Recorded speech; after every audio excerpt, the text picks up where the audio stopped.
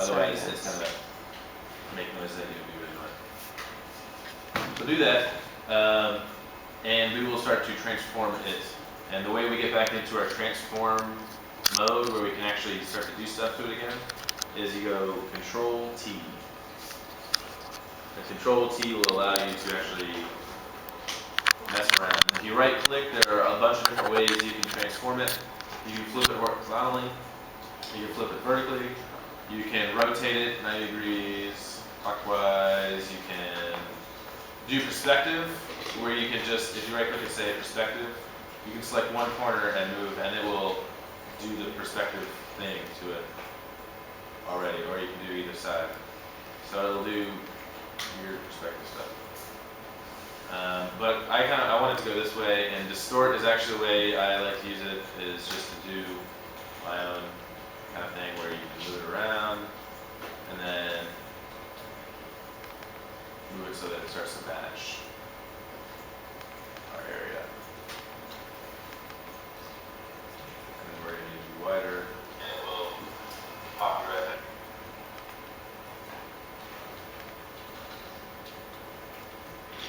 And you just want it to sit right over top where that red was, so that it looks better. Enter, and we're done transforming. Now, when you go back to transform it, you'll notice that you can't go back and you don't get the same tools. It always has a box around it. There's something to keep in mind. When you do transform something, it will always have a box. It will never match so that these lines match the side that you just transformed right away. So when you, like, does that make sense? So it'll always, when you transform it, it will always have a box from the time that you start transforming it. So if you wanted to come back in and select this point over here, you can't do it. When you distort, you have to select these points over here, which means you're always kind of fighting with this shape that you just created. So keep that in mind, that when you transform, sometimes it is kind of the last, there's no real going back. So, but now it looks kind of weird. It's not really matching anything, but we still have our red layer, which is what we want. So now we want it, we're going to call our red layer decking. And you want your wood texture to be over top of your red square. It has to be over top. You right click and say create clipping mask. And what it'll do is it will snap directly to that red shape that we created. So now you have kind of two parts here. You can move your decking around, your base thing around, and it will move if you move it, right? But you'll notice the decking doesn't move. Like the texture stays exactly the same. Or you can move your texture around and your decking will move. So these are two parts that are related and connected. And if you want to move everything all at once, you need to select them both so that they'll both move at the same time in the same way. Otherwise, you're going to get stuff that starts to not match up and whatever. But this is a really handy way to like apply a texture really fast, because again, if you want it off, you say release clipping mask. This is what it looked like before, and if you didn't have the mask, you have to go through and select where you want to delete, and then you have to apply a layer mask, and it's really annoying, and this just makes your life a lot easier. So do it. Does that make sense? Anybody have any questions about that? It can be kind of tricky if you don't. So you get the shadow to show up again. The shadow you probably have to draw again. Or there's a way that you can do, now you can start to play with how it blends. If you really want your shadows to show up exactly, you can come up and play with multiply. Multiply will take the texture from underneath. It just means that you have to take your decking layer and make it black and white. So that way. Well, there are a couple ways to do it. There are a couple ways. I would suggest that you draw your shadows again.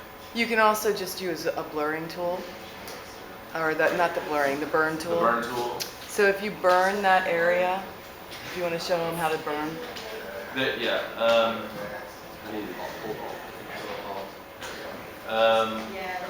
If you do the burn tool, I personally don't recommend it because there's no going back. It's quick, and it's good because you can really quickly kind of darken areas like this, which is really nice. So your shadows look a lot better, they look real crisp and clean. There's a way you can do it though with the adjustment layer, so you can actually go back and change it if you want.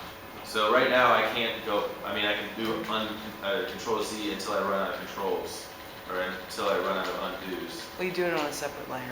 What's that? So I would use the burn tool on a separate layer. I would actually then copy, you have that layer of that little extra shadow cast. Right, I don't know, I left the room. Did you save that as a separate layer or not, Chris? For the shadows? Yes. There's the shadows layers separate from the dude layer, which Right. is, oh, I lost my dude layer, where'd it go? Oh, well, let me bring it back.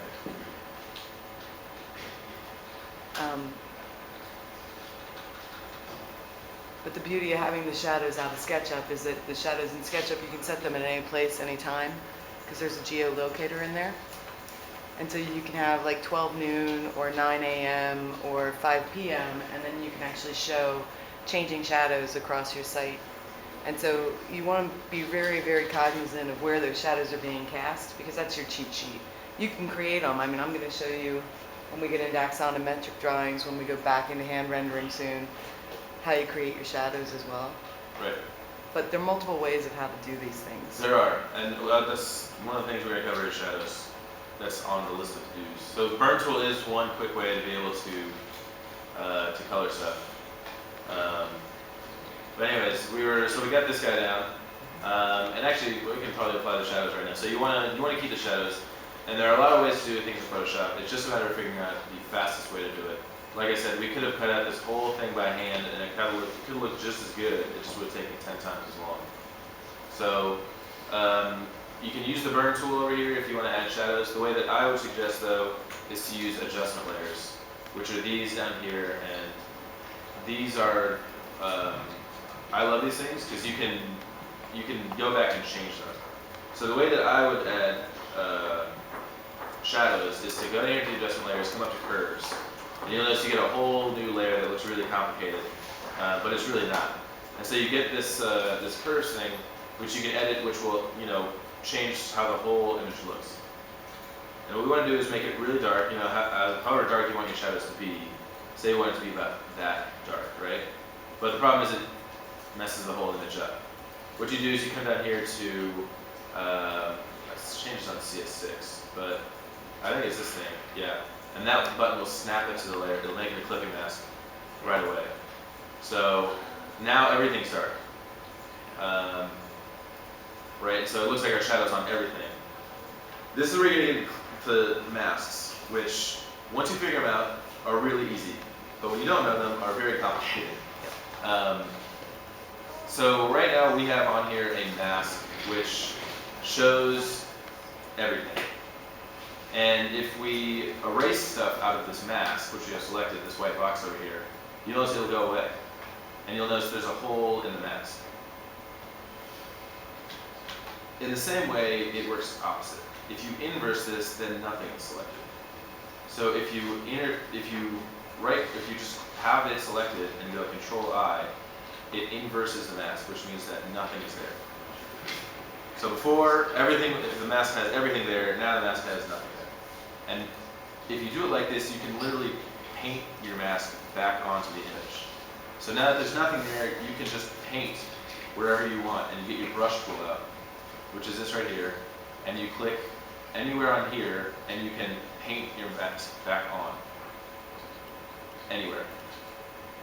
So you can go in and select where your shadows are, and paint your shadows right back in over here, like that. Cool.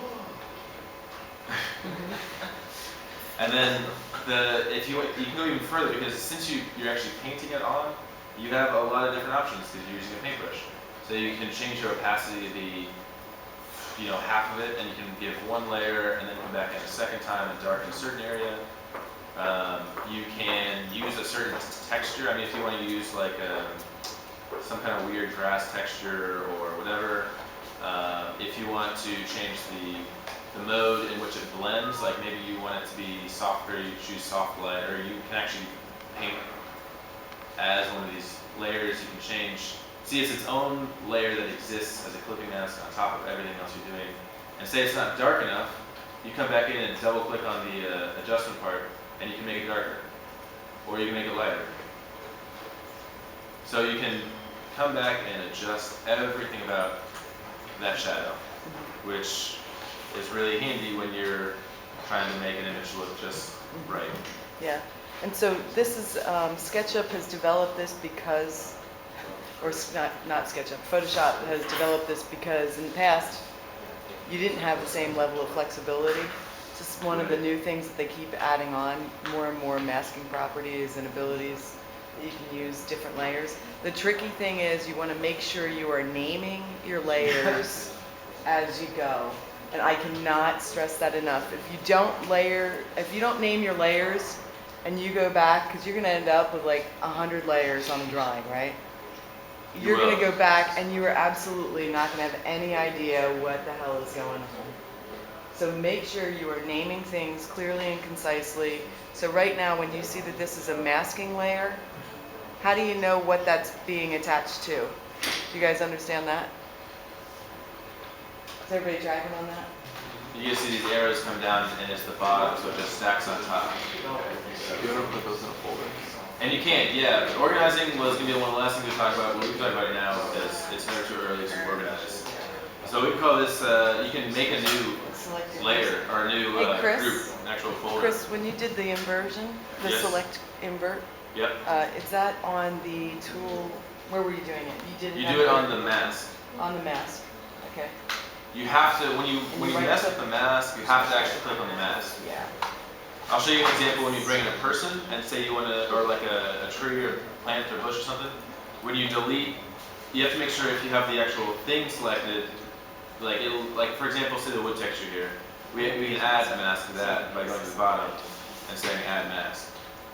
But, and if you have the texture selected and you erase, it'll erase the actual texture and not the mask. So you want to make sure you click on the mask and erase the mask, so that way if you delete the mask, your stuff is still over there. Okay, so it's the step that was missed. Do we go select inverse to invert it, or where are you making? I just You did right Control click I, on it? 'cause I actually don't know. Oh, where Control I. It's under It's select Control I. on the top. If you want. Or you can do select. Select. Is it select? Fourth one down is, no, Inverse. Yeah, normally you select the inverse, but you already hit Control I on it. Is that why? No, you should be able to keep going back and forth between But you're just doing that with Control I. right Control now. I honestly don't know what the other way to do it is. So You just click on this. Click on this. Yeah. You just say Control. it's probably I. under layer. Control I. And that's what does it automatically. Yeah. Okay. Sorry, Thanks. I don't know. It's, No, everybody missed the Control I part. That's Okay. why I'm making sure, Yeah. including me at that moment. So I was like, Right. So Control I is how you invert your mask. It's very handy little trick. What's that? so is everybody kind of caught up right now? Yes, no, maybe? Indifferently? So Jake. What's that? Yeah, do you have a SketchUp model ready to roll? The what shape? Do you have a SketchUp model ready to roll? Are you talking about the deck here? By selecting, you mean this thing? Or this piece? After that, how to add the texture on? Well, you bring in your texture, and then you adjust it through the transform tools and set it over top. Jake, I'm gonna. And then you right click on wood texture. You have to make sure that it's over top of the right layer. And then you right click and say create